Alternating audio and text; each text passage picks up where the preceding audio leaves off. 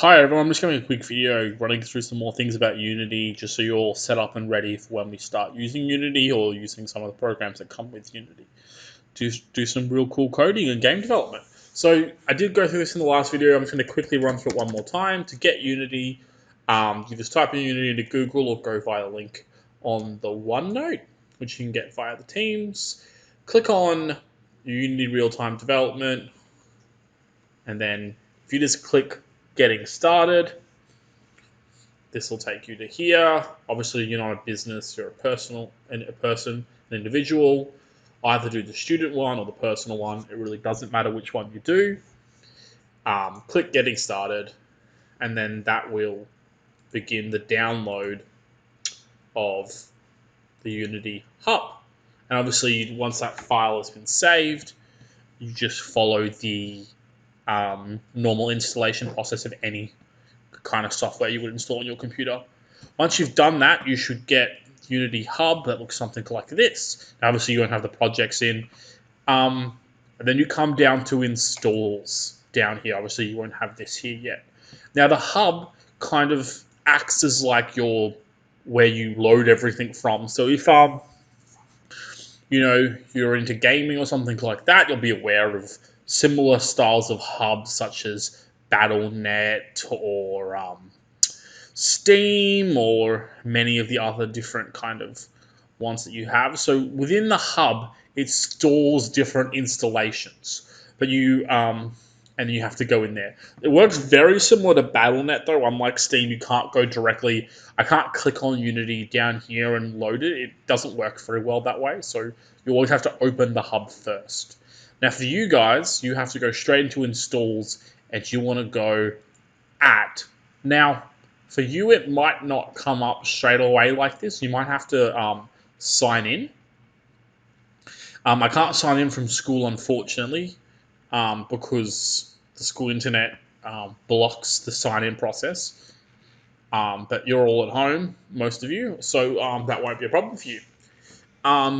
What you need to do is you obviously want to either create an account using whatever email you would like, or if you don't want to create an account that way, you can just sign in with your school email and create yourself a Unity account.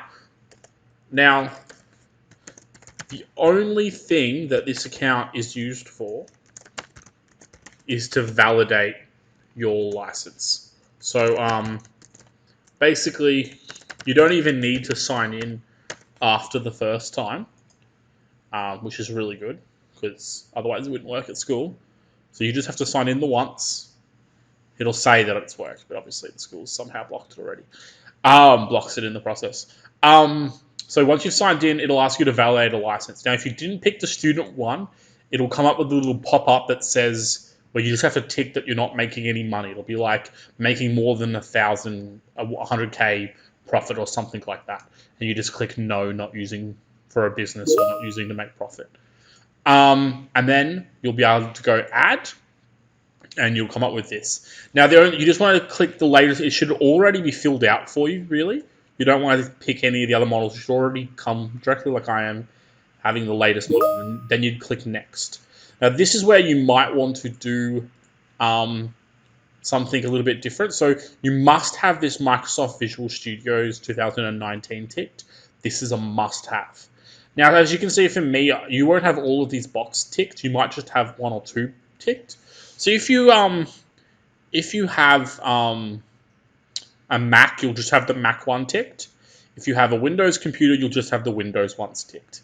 If you want to potentially move between devices, you might want to tick some more. The reason I have to have them all ticked is because if you have a Mac or something else, I have to take the file from you to look at it. But and then maybe if you want to be able to share a game between your one of your siblings or a family member who has a different device, you might want to tick it, but it won't matter. Main thing is you'll be able to leave it default for most of you. It should automatically have the Visual Studios ticked, and it should already have the platform that you're currently got the device installed on. And then you just would go next, and it'll ask you about the Visual Studios license, and you just go accept, and then you click done, and then it will obviously start installing for you.